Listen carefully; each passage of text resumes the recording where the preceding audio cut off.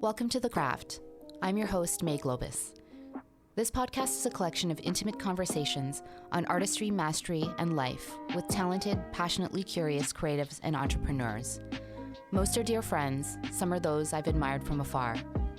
I hope you enjoy these conversations, this exploration of the humanity that connects all of us, as much as I do having them. Thank you for being here and for listening.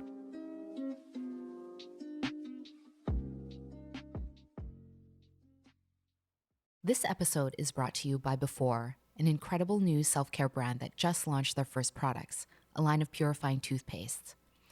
I'm obsessive about my teeth and brush them usually 3 times a day, so I'm super excited to be using Before. It ticks off many boxes of what a good toothpaste should be. Their custom supermint flavor actually tastes really good, and the consistency is silky, and at the same time, it doesn't leak out of the tube, which is a total pet peeve of mine. It's also non-abrasive, so it doesn't destroy your tooth enamel. All the harmful ingredients have been replaced by clean alternatives, and their custom blend of fluoride and dentist-approved ingredients totally promotes optimal mouth health. Before also deeply cares about our planet. Their tubes are made from 100% recyclable plant-based sugarcane and creates 50% less carbon footprint than traditional toothpaste tubes. As you all can tell from the show, I'm a huge fan of good, purposeful design, and let me tell you, the design and color palette of these are beautiful. The tube stands upright on your counter and makes your bathroom look minimal and chic. Visit their website, before.com, and enter the code CRAFT10, CRAFT10, to receive 10% off your entire purchase. One-time use per customer. I'm a huge fan of what they stand for. You won't be sorry, and your teeth and the planet will thank you. As a number of you know, I'm also a certified sound therapy practitioner and founder of Oto Healing, a sound therapy studio and practice. Sound has been a healing modality through many cultures for thousands of years. Oto's approach to sound is rooted in both art and science, the art being the history of sound, the science being quantum physics, biology, brainwave states, and more. All listeners of the show get 15% off their first private 1-hour session. Visit otohealing.com to book yours now. Adam Lewis is precisely the kind of person you want in your life. A supportive friend, conscious being, creator and entrepreneur, and community builder. He's driven and fired up while also being wonderfully open and vulnerable, an admirable balance. He was founder of flash-chilled coffee brand Miura before launching hot and cold therapy circuit, the Portal Project. Now, as head of partnerships for Othership, Adam has a big hand in growing the Toronto-based social bathhouse, which is focused on wellness through sauna, ice bath, and breathwork experiences, and helping cultivate its dedicated, fast-growing community. Born in Toronto, he spent his childhood growing up just outside of the city in Thornhill. He comes from 2 lineages, Jewish on his father's side, Japanese on his mother's side. His father grew up in South Africa during the intensity of the apartheid. His mother's grandparents immigrated to Canada from Japan to plant roots abroad. A wild and free kid, Adam found solace in nature and still does. In his teens, he turned to sports and was captain of the track and field team, representing Canada at various high-level competitions. Entrepreneurship was his main study at Dalhousie University, and Miura was his first solo business for a number of years. As Miura wound down, Adam went through a life shakeup and found healing in cold plunging in lakes and building a portable sauna with his own hands. This became the Portal Project, which served as a bridge to connecting with Othership, where he is today. In this conversation, we go in all kinds of directions, the lineages of his family, and the cultural impact of his Jewish and Japanese roots, his recent experience going through the Hoffman process, how being a top athlete encouraged him to push his body and mind limits and life optimization, the hard transition unwinding Miura, and discovering hot and cold therapy, understanding the masculine and feminine energies within us, what he's learned being a part of the Othership team, being loving witnesses to each other's life's journey, and much more. Please enjoy this conversation with my dear friend Adam Lewis, an incredibly deep soul whom I admire, love, learn from constantly, and eternally grateful for. Adam Lewis. We're doing it. We're doing it. Welcome to The Craft. Thank you. It is an honor to be here. I know. I'm very excited. We had a great chat in the car. I was trying to make mental notes of the topics. Yeah, we'll cover a lot, I'm sure. Yeah. How are you feeling? Yeah, feeling good. Feeling, it's funny, the process we just did, responding with good is always this like faux pas. It's this just canned answer that there's such a range of emotions. I'd rather feeling really present. Hmm. Right. Me too. Yeah. We're in a very intimate, we're actually recording in Toronto. We're in a very intimate studio right now. Feels good. Yeah, There's a nice plant beside you. that's right. But shall we go back in time? Of course. Okay, let's go back to your childhood. Tell me about what that was like for you. I was a very happy kid. Most of my memories are very, yeah, just like thinking of myself running around, very smiley, loved being outside, loved being in nature, and for whatever reason, loved being naked. So many memories of me just like wanting to run around and pee on trees and like be this little wild kid. And um, very fortunate to have, had a lot of time spent out in nature, growing up, going to our family cottage. So being in the lake, being in nature there, and having, the non-urban landscape to have the permission to run around and be as exposed as I would have been. And yeah, those are like the fondest memories of from each childhood. It's just being outside, being in nature, Hmm. being just this happy, beaming little boy. And that's how you describe yourself? Happy, beaming. That's the return home. I think the inner child. It's the wise little being that we're all born into this world as, and then as we grow up, as we go through, school and just the societal pressures, we get molded into something that's a bit of a departure from that, pure little ray of light that we all came into being. And I know that true self, that inner child in me, is something of exactly that. This smiling, beaming little ray of sunshine. Well, I can attest to that. You're like that as an adult. Oh, thank you. Tell me, so you come from two lineages, and I would love to explore it. So tell me about your dad and your mom as people. Yeah, both Leos. So astrologically, a handful with each hand I've got to balance. Um, both of yeah, of very different ethnicities. So my dad immigrated from South Africa to Canada in 1977. So his whole family was raised there, born there, and of a Jewish German descent. So I've actually got a German passport through a repatriation of Jews that had to leave Germany during the war.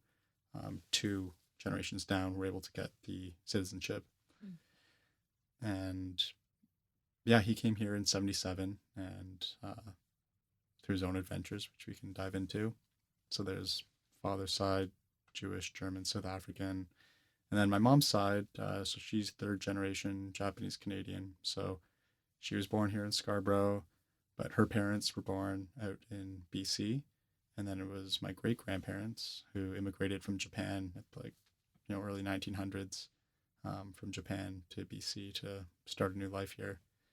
And then I get to be the divine intersection of these two lineages. Mm. And did you feel that both cultures were equally practiced when you were growing up? Not really. It's funny because I don't know any different. We all come in and we just have our normal's our own normal.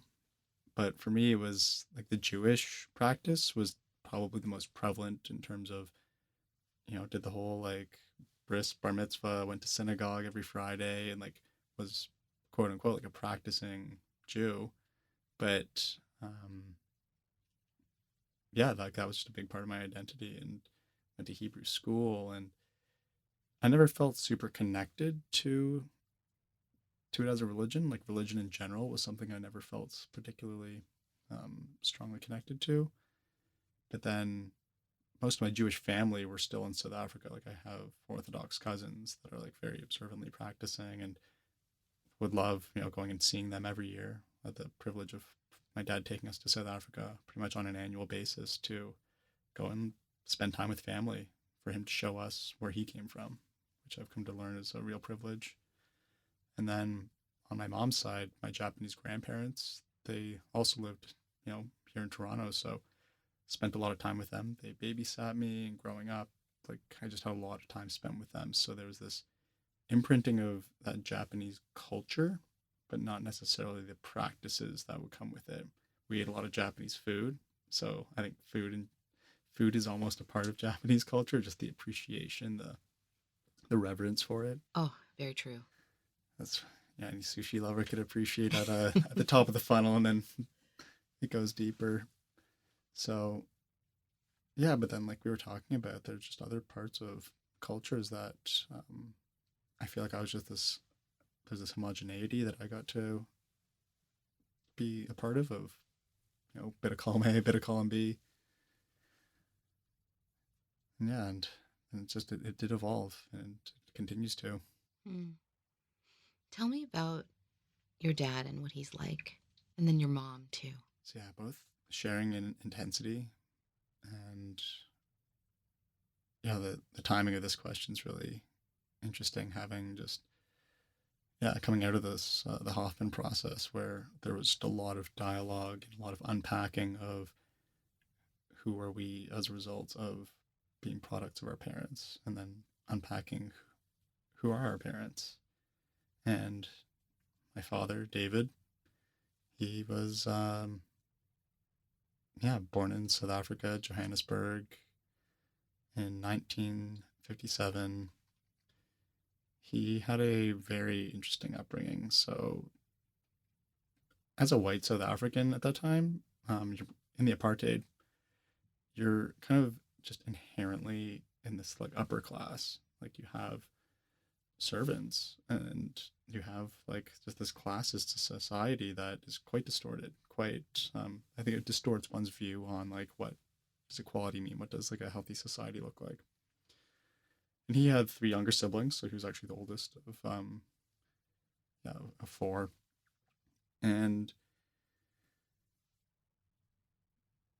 yeah, I think growing up, like something I found really interesting is learning about birth order, is like what it's like to be an oldest child and then have another child born after you, because each child being born after you is attention that your mom and dad would be focused on you is now spent, or not spent, but directed to other siblings. And then we start learning about as children, we really just want love and attention from our mom and dad.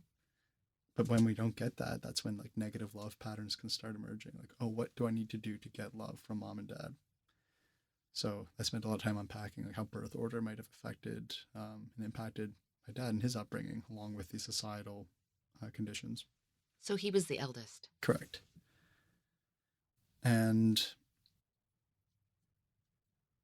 I guess yeah, like so born and like raised in Johannesburg, which was a very colorful place, just geopolitically with the apartheid and with the all the events that around that. I know he adopted a pretty rebellious approach to behaving and operating in that society, like often like protesting and being very like anti-apartheid, which I think is really cool. That rebelliousness in him is something that I admire. That boldness, that courage to stand up against what he believes is right, is something I've really appreciated about him. And one of the most fascinating and like unique things about him is just how much he's persevered. In that, at 16 years old, he was riding a motorcycle to visit a friend and was hit by a drunk driver, and lost his leg. So hospitalized at the age of 16, lost, had an NDE, so like died, came back, and from age of 16 onward, had to live with still has his knee, but right leg gone, and grew up in an athletic, just playing a lot of sports, and then being handicapped as a teenager, and barely, being able to finish school. And I can't even fathom what it would be like, but to then have life just so monumentally change, where that lens of like, what can I not do? It was just changed by being not as physically capable as he ought, would have been, but to have then had this mentality of, I'm not going to let that define me, and not going to let it get in the way of me living my best life. And he finished school and went traveling, and just really, I think took that as we hear many people do now when they have these near-death experiences, like, oh shit, life is short. Like, gotta get after it. And he did exactly that. And yeah, and boldly, bravely traveled the world and wound up in Canada at a pretty young age. I think it was 77, so he would have been 20 at that point, where he landed in Canada and tried to start building a life here. I think it was through the travel, he sort of like his parents helped sponsor him to like travel around and just like try to make the most of life. And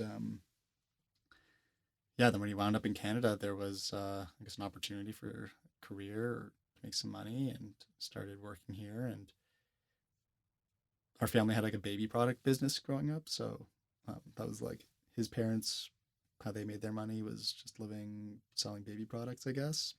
He tried to bring that business here to Canada, and in that process, actually, um, kind of brought the whole family over. Said, "Hey guys, Canada's this cool place."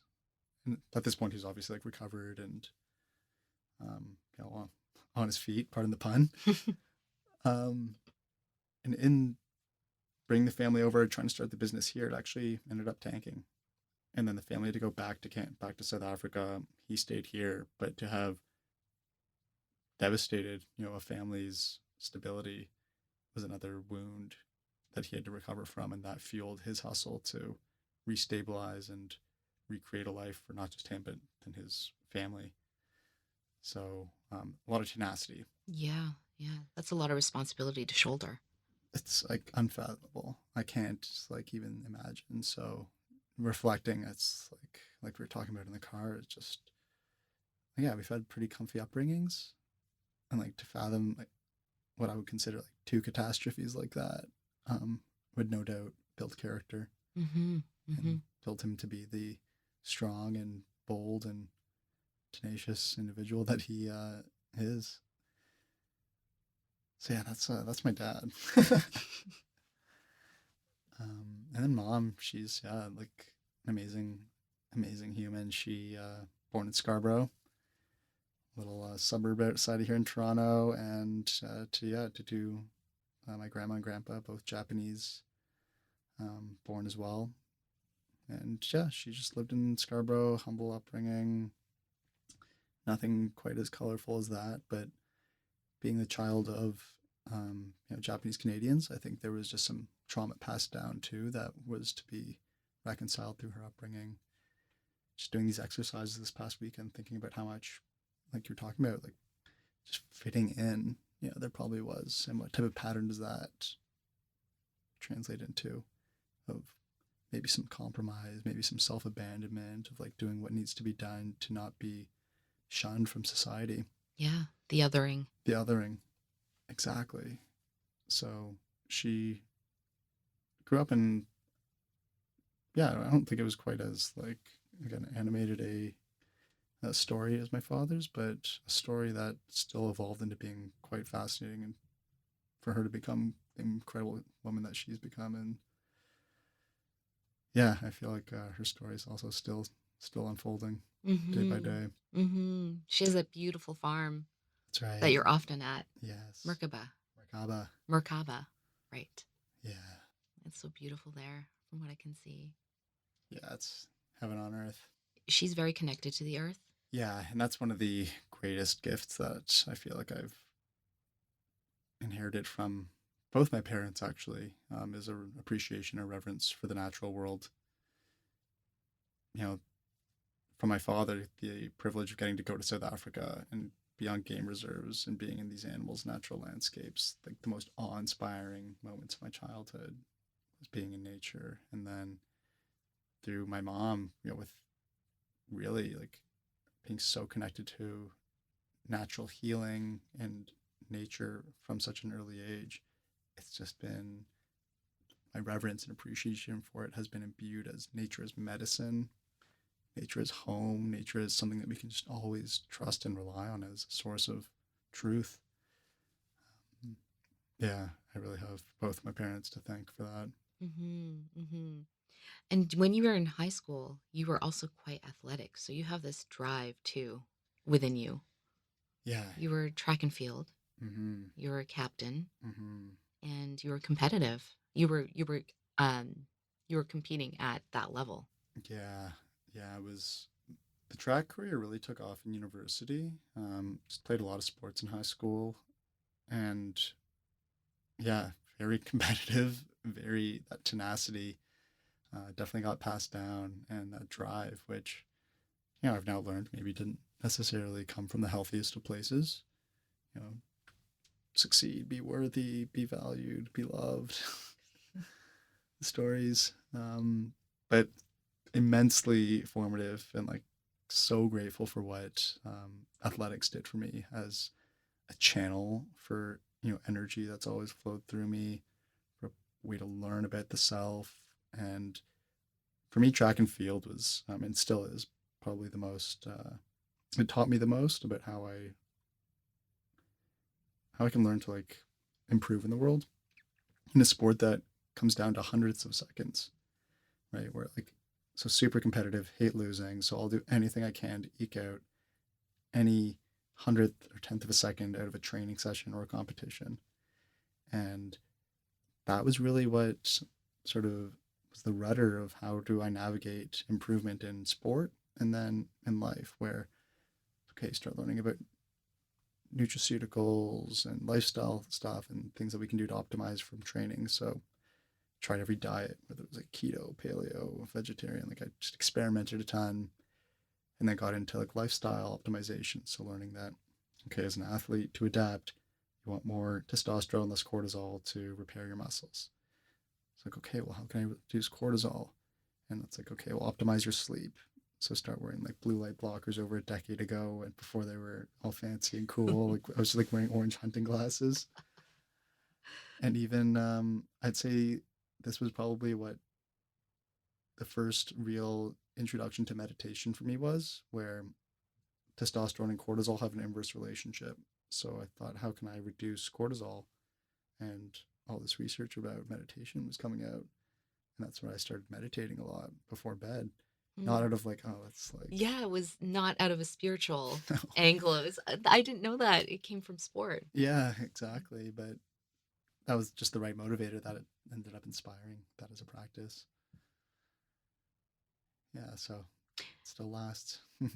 Why why were you is that why you were drawn to running, because of that small millisecond that you could, beat someone? I'm just curious why you didn't pick another sport, why it ended up being track and field. So I was playing rugby actually, and soccer. Like those were probably my two most significant sports. And then rugby was like, and I was like, oh, it's really fast, so I just knew I'd be good at it. But my rugby team folded when I was in grade 12, so we didn't like, have a team. So I was like, I have to channel this somewhere.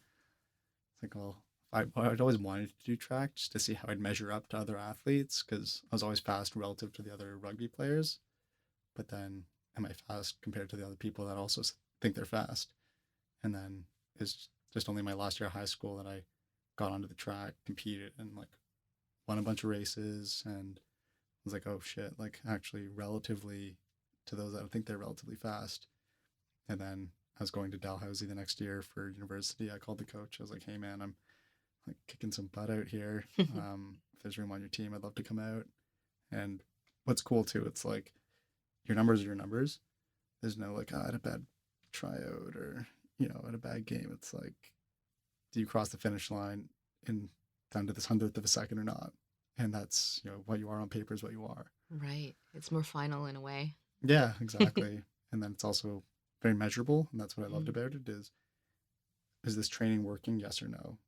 So like, are we adapting or are we not? And that's, yeah, again, I learned a lot about like the physical body and how it, like, how it is very metaphorical in that with training, we need to adapt. So it's this like strain, strain, strain, and then your body will adapt and then you'll run faster. So it's this progressive overload concept, this theory of adaptation where we strain our bodies. So it's like run, run, run until your time starts slowing down because of the fatigue. And then the body's natural resilience process, that adaptation, will make the body actually adapt to this strain so that the new baseline of speed is actually higher. Just like in life, where we subject ourselves to more stress, more strain, more conditions that Mm. challenge us, and we don't break from them, but we'll actually um, improve from them.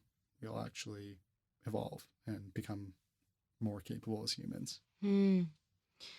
Yeah, that's so interesting.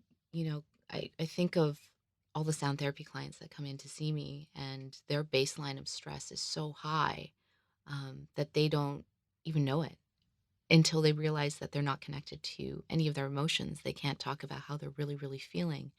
And I often tell them, like, your baseline for stress is way higher than it needs to be, and you've completely dissociated from that. So yeah, we create these like new baselines all the time. That's right. And it's cool. We have like technologies now, like swoop bands and Oura rings that, give us a measure of our HRV, our heart rate variability, which, can be a good indicator of stress management, our ability to adapt from sympathetic to parasympathetic state in a healthy manner. So it'd be really cool to see if there's ways to measure sound healing actually on people's HRV, if those haven't Mm. already been done. Yeah, I'm sure it has, but it'd be something interesting for me to look into. Yeah. Yeah. Thanks for the suggestion. I'm gonna do it. Yeah. Keep me posted. I'm curious. Tell me, okay, so athlete, but also had a head for entrepreneurship because that's what you ended up doing in school. Yeah, I think they're pretty synonymous character traits where, that there's that drive, that ambition. And then I think some of the entrepreneurship came from not wanting to, pursue the mundane or just the road less traveled. And again, unpacking some like stuff from last week was maybe part of my proclivity for entrepreneurship was that if I did the conventional path, then I'd be held to the same expectations, the same ladder of career, grinding that everybody else is on. So if someone else made VP or associate before me, then I'd be, my self esteem would be fractured. So if I'm just on my own path, then I absolve myself of that competition. Mm. I don't know, like that's a hypothesis, but it could very well be true. But whatever the cocktail was of, drivers behind entrepreneurship, it was strong, it was alive, still is. It's what made me work, and then to a point be like, well, majored in entrepreneurship and during my business degree, which I learned was the most ironic thing because you don't teach that shit out of a textbook. Um, but yeah, then eventually did like graduate, worked for a little bit, but knew that I wanted to do something, and that's when I started Miura, the coffee company, which I was running when we met. Yeah.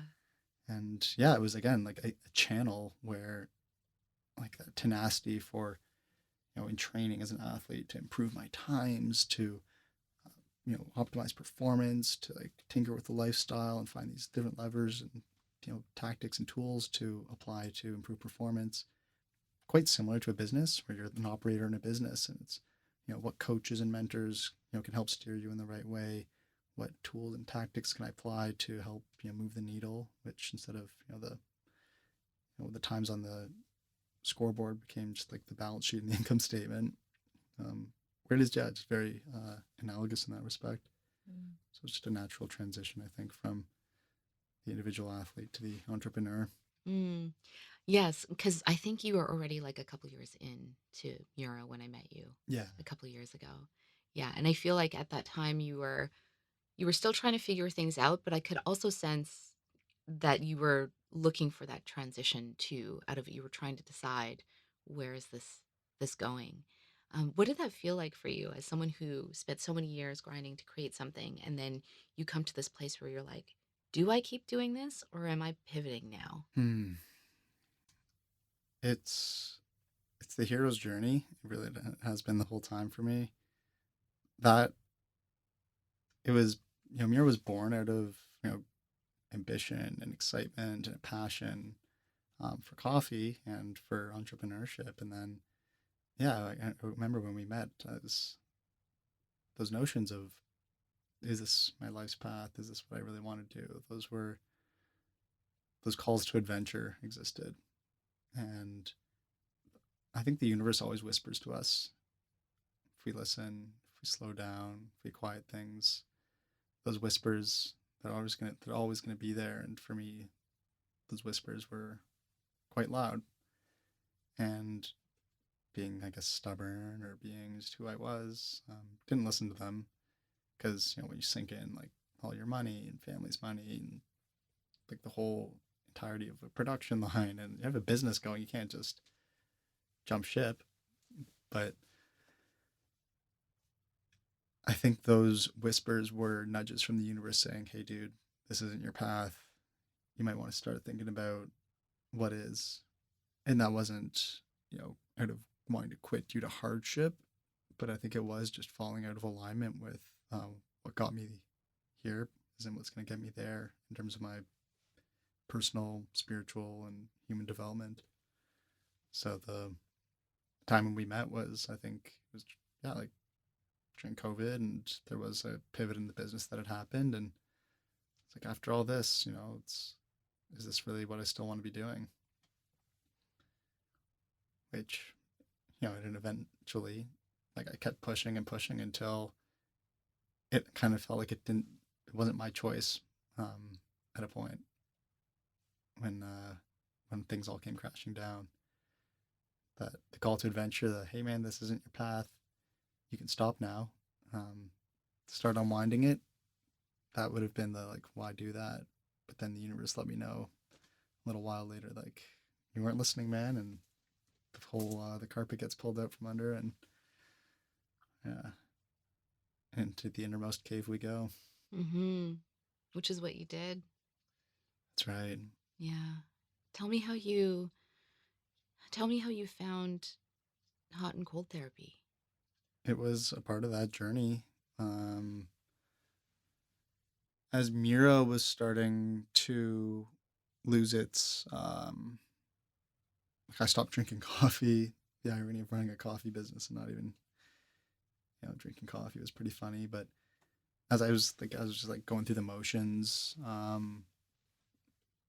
remember I was listening to like a podcast and heard about Wim Hof, and so I got into breathwork, and it's like, this is really cool. I didn't really know what to do with it, but like I was every now and then like doing some breath work and finding myself like just going on YouTube, throwing on. It just was this crazy natural high I was getting. It was so cool. And then obviously hearing about how, this guy was like doing breath work, then like jumping in cold water, jumping in to like snow. I was like, this is crazy. But that kind of like that biohacker in me, that guy, that like athlete that loved the tinkering, it's like, okay, this is really sick. Like I can modulate my physiology through my breath in a way that allows me to be subject to extreme conditions that I would normally not be able to. So I was really, really curious about just diving deeper in that, doing this breath, going out into the cold. And I just found like, again, there's this natural high that I was getting from that. And it was really in not long after you and I met, like that's probably when I started actually getting into breath. And in that winter, when I started incorporating the breath and then like jumping in the lake and just finding this like insane rush from it, and this insane just like, obviously like there's the neurochemicals, the dopamine, the noradrenaline, these like amazing health benefits too that you get from it. But it just felt like something like a return home. Like I felt so connected to being in the cold water in the middle of the winter for some reason. And then it was later after that winter and later in that year that I was in a relationship, and I was also still working on Miura, and I was living in Tremblant, working all remotely, that the business just came to a point where it might work if we like raise a bit more money, and I had some investors that were willing to contribute and like pivot again and then really go for it. Or, you know, maybe not. Maybe this is that those whispers I heard the year before. Maybe it's time to pack it in.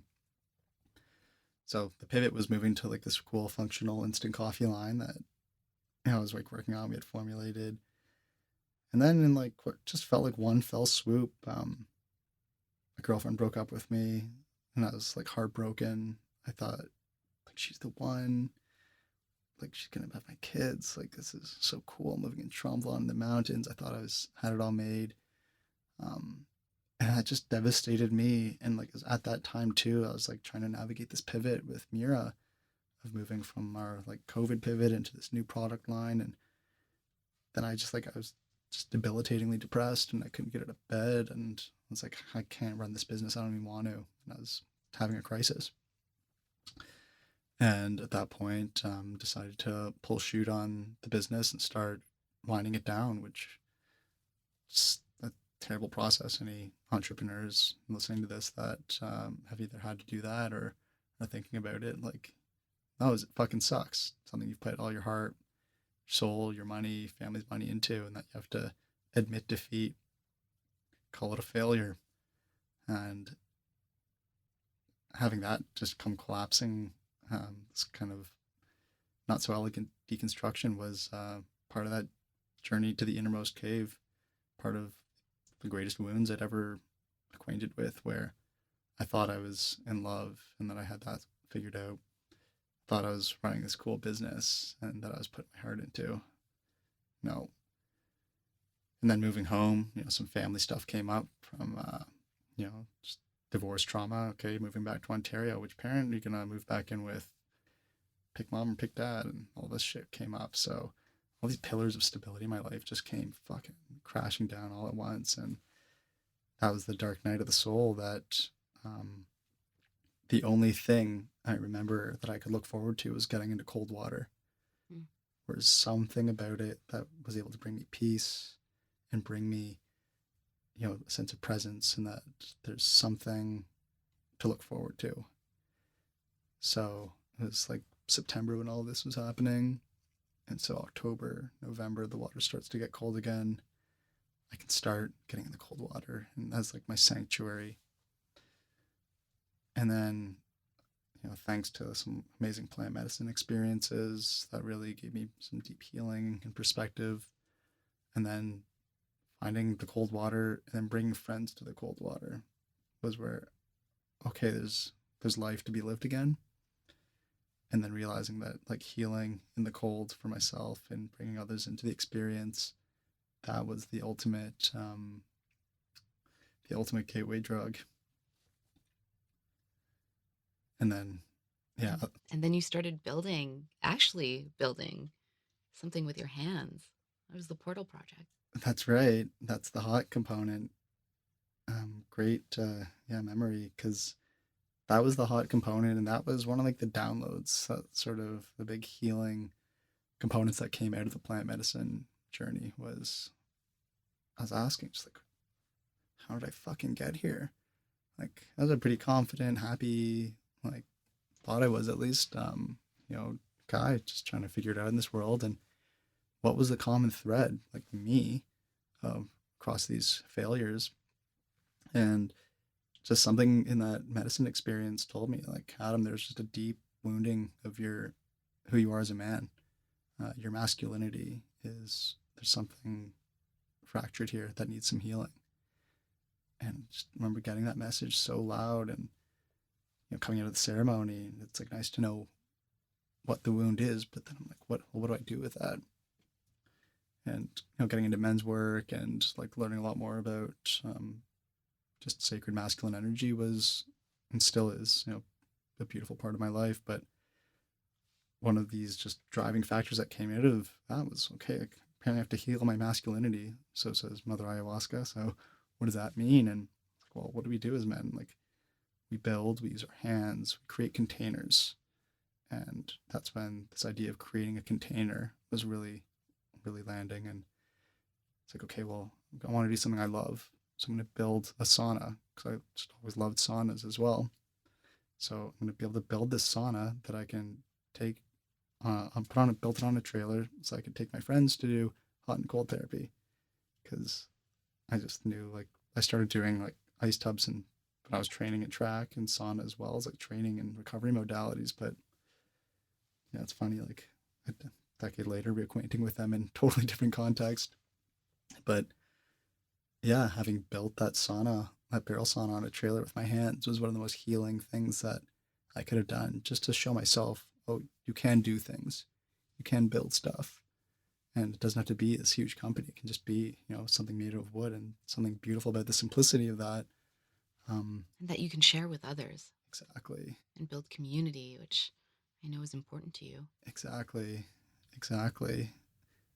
And so it was through like power of nature, of building, of being in the freezing cold and being in the hot and sharing in that with others um, that I was able to find my way back onto a path that probably the one that I was supposed to be on to begin with. Mm. I'm just thinking too about hot and cold, and you were talking about masculine and feminine energies, and like, oh yeah, that makes sense. Like hot, masculine, cold, feminine, and like being present. Um, yeah, and just balancing those two, and having that balance within helps you feel good. It's necessary, yeah. It's the feminine, maybe not from the cold as resonant as just the water, Mm. the flowing, the unpredictability, the turbulence, the power that water represents. And then, yeah, the hot, the yang, the fire, um, beautiful polarities that are necessary to have balanced within us. And when we can balance them within us, we can, I think, also find ways to see balance in the rest of the world that we want to embark into.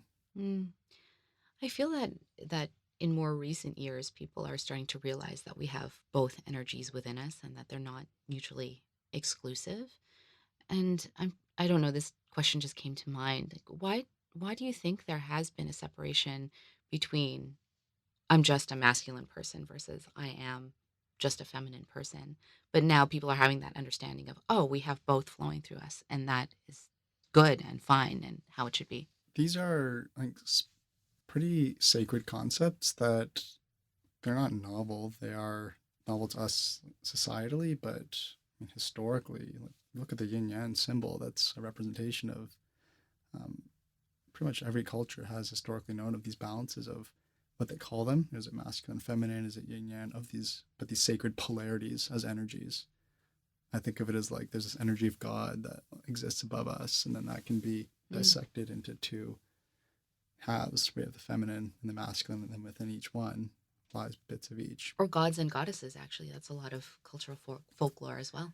Exactly. And these archetypes of gods and goddesses are they represent different energies. So these concepts are actually it's to me I see more of a return where there's been a very interesting departure from any Gnostic belief systems like religion, um, just people that if you think of our parents' generation, religion was really common. Like most people had a religion that they would adhere to, and there's been a very sharp departure from that from for our generation. Maybe it's the advent of technology where you can like empirically say like there's no god dude in the sky, heaven and hell, like those aren't provable. So this agnostic, this atheistic sort of pendulum swing has happened, but there's still that part of us that yearns for spiritual connection, that we want to find out like what are we more connected to. And I think that's where as more people have found their way back to spirituality. I think the circles we run around into that have that greater affinity for spiritual nature are realizing that, oh yeah, a lot of these practices do recognize masculine energy is a thing, feminine energy is a thing. We are channels of these energies, and we need to honor them and nurture them as such. Mm. How do you nurture yours? Definitely, just as a man, I find my masculine like comes through a lot in the way that I just show up with a lot of consistency, direction.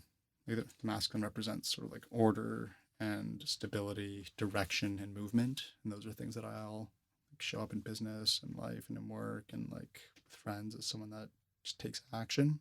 So just by embodying that and letting those be sort of qualities of how I show up, really prioritizing safety for others. So I think what the masculine serves to do is create safety, create protection through order not being like direction. That's like toxic masculinity is like Do it this way. exactly. But the healthy version is like let me provide a container for you to feel safe to do what you need to do, and the you being the feminine, which is To fill it. exactly. Hmm. And for me, it's like getting in touch with my emotions is like probably the greatest way that I can connect with my femininity, of being able to think of the things that make me sad and things that hurt and not shy away from them, but let those emotions move through me and animate me in a way that maybe I'll feel sad, maybe I'll fucking cry, and like be okay with that, just knowing that I'm honoring that part of me. Mm. Love, like to feel love and to feel intimacy. It's like closeness to other people that masculine energy is often in a toxic way. It's like, guards are up. I can't let someone close to me. Can't let someone see you. Exactly. So by having that vulnerability, the strength to be that vulnerable, to let one be seen, into me I see, the intimacy Mm. of being seen is actually, I think, one of the most probably beautiful ways of actually demonstrating a balance of those. Mm. Yeah, I feel like in the time that I've known you, I've seen that evolution within you. There seems to be, yeah, there's a greater peace and serenity about your aura. Not that you weren't, that you didn't have elements of that when I first met you, but you were definitely in drive mode, like driving forward mode Yeah, as much as possible. yeah. That still exists. That's just part of my yang, and it's part of, again, it's like probably a quality that doesn't come from a healthy place, but it served me. So I'm really trying to understand now, it's how do we take these qualities and balance them out with the ones that balance out that masculine with the feminine? Can it soften? Can we have compassion for it? Can I have compassion for it? Because even if it's not born out of a healthy place, it served me, and we have to love all the parts of ourselves. I Mm. certainly need to. The self compassion journey is a good one for me. Hmm. Well, I guess you've taken some of that drive and now you're at Othership where you're helping run and make all the partnerships. So heading up partnerships over there. Yeah, and it seemed to be a very natural way that you found yourself joining that team. Yeah, it was a very natural evolution from that little portal project of me running my own little workshops in my 8-person barrel sauna by the lake to, hey, I'm doing this hot and cold thing. You guys are doing it too. Like, I don't need to, like, this was a little project, and to find a very aligned team and mission felt and still feels like such a privilege. The team of founders are like some of my best friends now, and the greatest privilege of working there is, yes, we're teaching people to regulate their emotions and their nervous systems using the powers of breath and hot and cold. But what I'm most passionate about and what I'm most devoted to is the community that we've built. Is now we have hundreds of people that are all Very loyal. loyal and loyal to themselves, like people that show up to do the work. Like that's those are my people that want to learn more about themselves, that'll ask those tough questions. How did I get here? How do I heal this? Why am I the way that I am? How can I show up better as a friend, as a brother, as a parent, as a leader? People that want to help make the world a better place. Mm. Yeah, there's something. I mean, so I went there for the first time on yesterday, Monday. Was it 2 days ago? And didn't I sort of knew what to expect, but also was really open to what was gonna sort of come forward in the experience. And um, both the hot and cold were so meditative for me. Like being in that hot sauna, I had my eyes closed the entire time, and I just felt this. Even though it was getting really hot and I was really really sweating, um, I felt really really in tune with myself. And um, how cold were the ice baths? Because I didn't know if I was gonna last 2 minutes, and I think I'm fairly good with cold plunging. Um, but yeah, that to me, getting to that first 30 seconds, It's the I hardest thought, "Oh part. my gosh, am I gonna make it?" Like, I'm pretty resilient, but this is damn cold. Yeah, we keep them at like 0 to 3 degrees, Okay, I told my friend, I'm like, "I think it was 0." as cold as it gets. And yeah, I mean, that's the benefits do come, like sub 7 degrees is where you get most of the health benefits. So the beauty of the contrast, like in these practices too, it's like they're not new. Like think of how many cultural practices use hot heat, Hmm. Finnish sauna, Japanese onsens, Japanese onsens, Russian sweat banya. sweat lodges. Exactly. Hmm.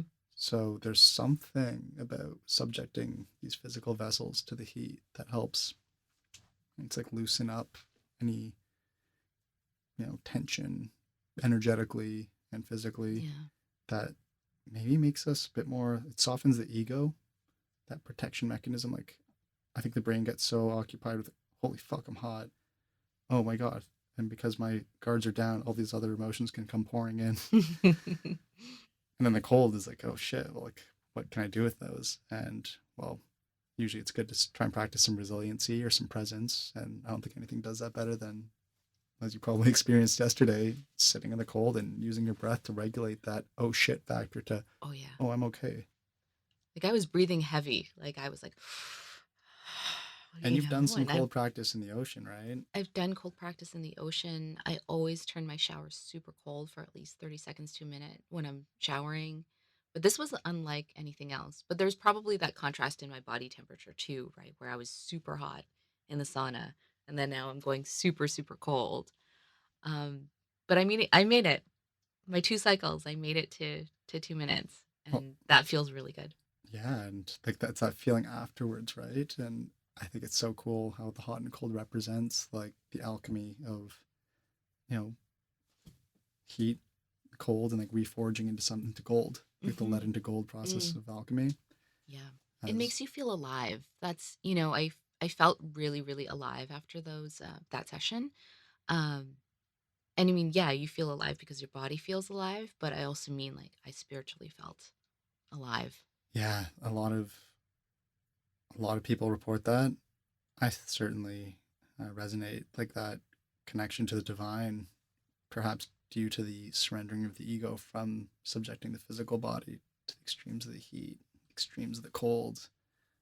And it's like the normal structure of the ego that keeps us, the sense of self as it is. It's like, oh, it becomes irrelevant. And that allows just like that connection to the divine to like just pour in. And it's like, oh, there's something really good here. Mm. I have a question about what you've learned from a business perspective, being a part of what is uh, a startup wellness company and fast growing movement. Yeah, what have you learned in leaps and bounds being a part of this team? Oh my goodness, so much. It's like been transformative. There's, I mean, passion, like as like the primary driver, and being a lot more relentless.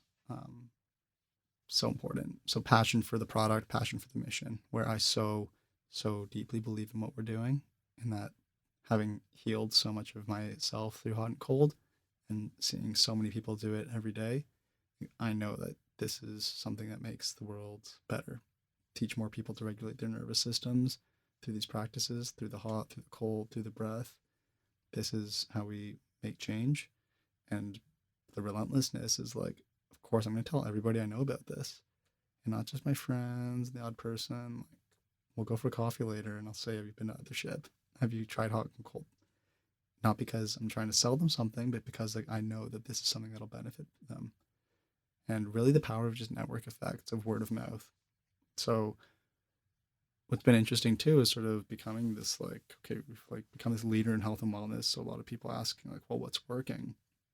And I think it does come to that doubling down on product, Mm. where a lot of people like build a product that like, I think this will sell, and then hit the market, and then like, oh, maybe I got to run Facebook ads, and oh shit, maybe I should try some influencers, and then it'll work. And actually, it's double down on your product, talk to your customers, make it better, talk to them some more. What's working? What's not working that we can improve on?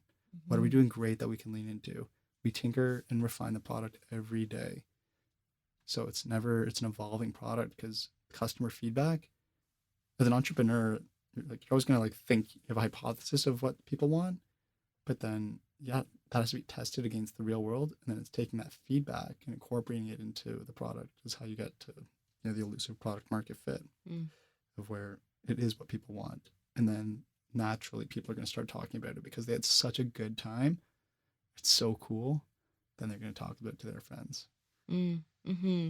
Yeah, and I like that you guys have more structured offerings, but then you also have these free flow offerings. So it really just helps for people who are like structured versus people who kind of want to do their own thing. Exactly. It's indulgent to go in and like it's like going to a Barry's class or a Soul Cycle class with a professionally trained sauna guide where you're led through, a loving kindness meditation and some breath work and some stretching and ways to release these emotions in the sauna from the heat because like we were just talking about, there's something about being in that heat that just helps bring that out of you.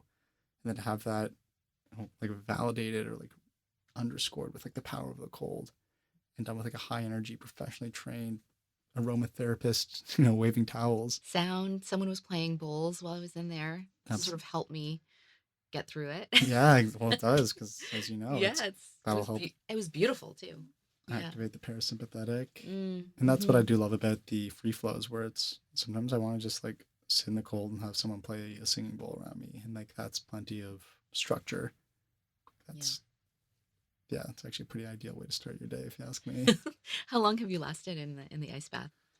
I did like a hero one, not in an ice bath, but in the lake for Mm. 16 minutes.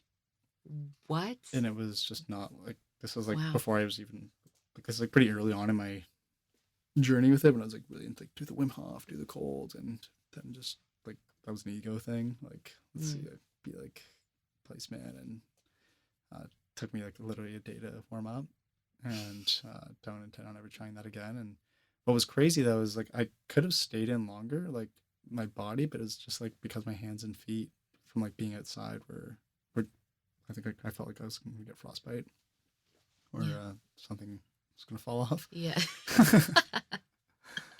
You don't um, want that happening. no, but it was just like using that power of the breath and the intention of the mind. One of the techniques that Wim Hof teaches is through the breath and then through like visualizing in your mind's eye, like heat or fire or something hot being in your hands and using that power of the conscious mind to actually help regulate the physical body. Oh, I Um, love that. Like yeah, have a visual. yeah. So reinforcing and sort of underscoring that power of the mind Hmm. body connection. Mm. I often imagine that I'm going somewhere, just it's usually just a space and it looks bright and white. And then I just like to be there. And that, So that's the visualization that I usually have when I'm doing something like that. And then it ends up feeling beautiful and I end up feeling very connected to all things and all people. wow. Mm-hmm. And is that like a state that you've learned from other sort of non-ordinary consciousness, Mm-hmm. Mm-hmm. like in sound or in psychedelics? Yeah, I feel like maybe I always innately went to a place like that. But I do think that after I did my 5-MeO DMT ceremony, that it was just heightened and that I could get that to that place quicker with whatever I was doing, which is kind of a blessing. And you just feel connected much more quickly. Wow. That's Yeah. my stomach, everyone. We'll turn that down in the edits. Wow. That's These the mics are good. yeah. That's the gut saying. Yeah, that time we hung out with God on the 5-MeO trip. Yeah. That was pretty sweet. Yeah, exactly. That's really, I mean, that to me is one of the coolest things about psychedelics is when it paints a very clear picture of something that maybe thought might exist, but it's like, oh, that's what that looks like and Hmm. feels And like. feels like. I know what to return to because of that familiarity. It's Mm. not as esoteric or as, you know, unknown of a concept. It's, oh, I've been there before, so I know what to search or what to feel into. Mm. Mm-hmm. Because you've done quite a few ceremonies now, mostly with ayahuasca, right? Yeah. Yeah, yeah. What's I guess in more recent times, what's one of the most profound things that has been um, unveiled to you? Um, the biggest message I got from the last one, so I think it was 11th or 12th sitting, and she said, like, Adam, these ceremonies, this like sitting with me, it's you're chasing God. It's like chasing a connection, like, because that was kind of the intent. Like, okay, I go to the ceremony, I drink the medicine, and then I get to have this connection to the divine. I get these cool downloads and transmissions of like how things are and how I ought to be and who I am, and then I get to write them down and like have this like cool code that I can operate off of and how to show up. And there's like something really cool about receiving this divine instruction or like epiphanies that I just really got a lot of healing from and got a lot of cool insight from. And then during the last one, there's just this clear, like, she's like, comes like, why are you here? Like, you're chasing, this like divine instruction that I don't have any more to give you. Wow. And she's like, you've done a lot of good work, but you don't need to come back for a third cup, because the really like strong message was like the next path to God is through intimacy. And that's been a sort of challenge that I've had, is like closeness to other people. But it's like through the challenge that we also find our light. So since then, it's like exploring intimacy has been a very powerful and enlightening path. With all people in your life? With all people. Mm-hmm. So there's romantic, there's platonic, there's familial, but just this concept of how close can we be to other people? How much of you can I let you see? And how much of how much of you can I see? And we can only see others as deeply as we've seen ourselves, right? So it's been a really beautiful path. I find that's really interesting, because I feel that ever since I've known you that that I've been able to see a lot, but maybe that wasn't the truth. I mean, maybe it was, maybe, I like to think I've like been like on this path for quite a while. So like getting to know myself and my higher self has been something that I've maybe evolved, since before we met. But the exciting thing is, like it's just there's so much more. Right. Yeah. There's always more to learn about even you, like how much you've evolved in your journey and how much you probably know about yourself since we met. I think it's why our friendship is like so fun, because it's like every conversation's like May 3.0, May 4.0, what's next? We're each other's like hype people. Yeah. We're like, yes, I see you. That's so great. Totally. Like incredible companions on each other's journeys, which, to see you grow has been like such an inspiration. I remember our conversations hearing, I think I'm going to start a podcast. It's like, yeah, you are. Yeah, you're going to start a podcast. Yeah, I'm like, getting into sound healing too. Like, yeah, sound healing is awesome. And then I did it. And then you did it. And so like, and to me, like, kind of like the intimacy that we share, it's like, I can observe that. I can see the effort you put in. But I can also see no need for me to feel like I take any responsibility in that, in trying to be in that masculine of the fixer, like, hey, May, you should talk to that person, or hey, like, do this thing, of just being able to witness you and being a loving witness to your journey is, to me, something that intimacy is how I partially define intimacy. Oh, I appreciate that so much, because in a world where everyone has advice to give, it's nice to just feel like you are being witnessed and celebrated with no strings attached, just pure joy for the human that you are and are, continuing to remember. Exactly. Yeah. And so and I feel the same. It's, we can just kind of like high five each other on other dimensions. Like we're both just cruising on. We'll jump on a FaceTime, catch up. You're like, that's what's going on your end. That's what's happening here. And it's, you can send that. You send that good energy through whatever that the field is, the energy field that connects all things, and I deeply feel that support. So, thank you. Thank you. A random meeting we had too, and it ended up turning into a beautiful friendship. I know, and random. I think synchronicities are There are those, yeah, just little nods from the universe, like you're doing the right thing, you're in the right place, like keep doing Exactly. whatever you're doing, and You've met soul family.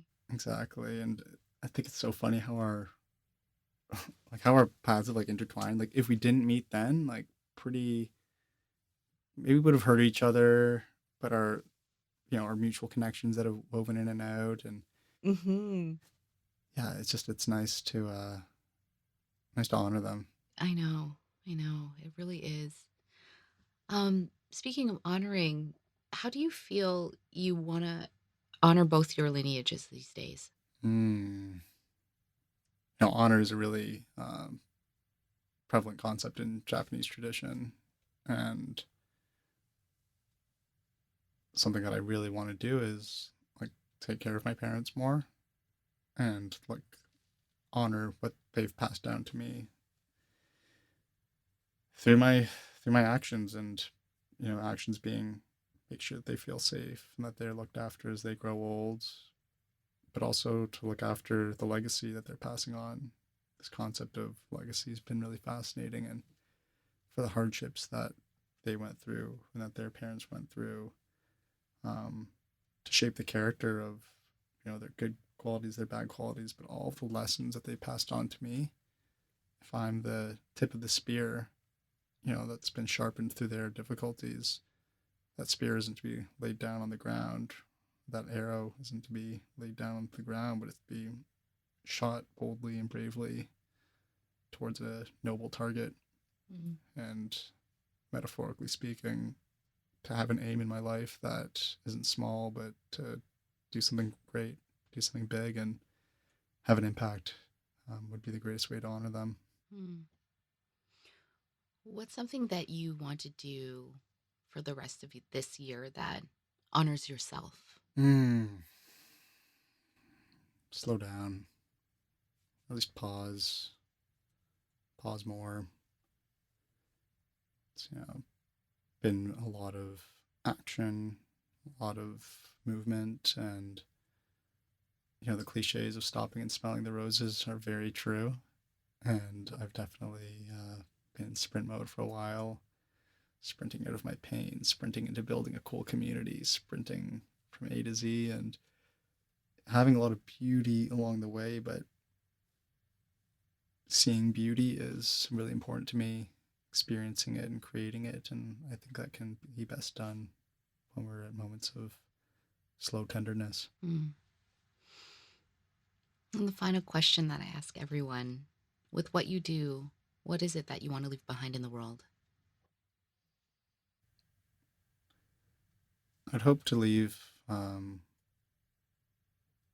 hopefully, some awesome kids, but inspiration, um, leading and leading by example is something that I really appreciate, and to lead others to lead inspired lives, to honor their pasts, and to look at the way that they can embark into this world with opportunity, with optimism, that they can do great things, to love and to really love, like connecting to our hearts and lead with our hearts, loving fiercely as the compass we use to embark on whatever our unique adventures are.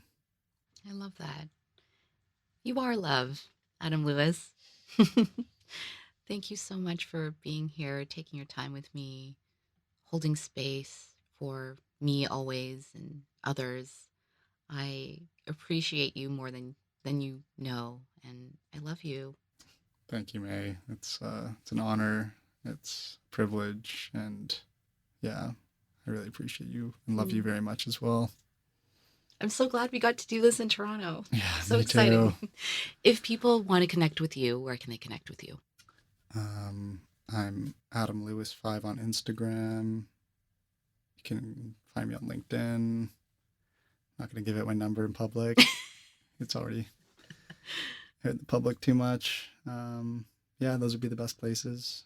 You can come find me at Othership. I'm spending a lot of time there too. So meet me in the Yes. sauna. Everyone, meet him in the sauna. Thank you. Thanks, May. As always, Thank you for being here and for listening. To learn more about today's guest, visit the episode page for show notes and links on wearethecraft.com. You can find the entire podcast archive here or explore more conversations with past guests on Spotify and Apple. Don't forget to hit the subscribe button on these platforms, including YouTube, to get notified when new episodes drop. Any likes and shares on social media are deeply appreciated too. Sound and audio engineering for this show are by Andrew and Jeba Gaspis. All guest portraits and images are by Juno Kim. Appreciate you all and see you again soon.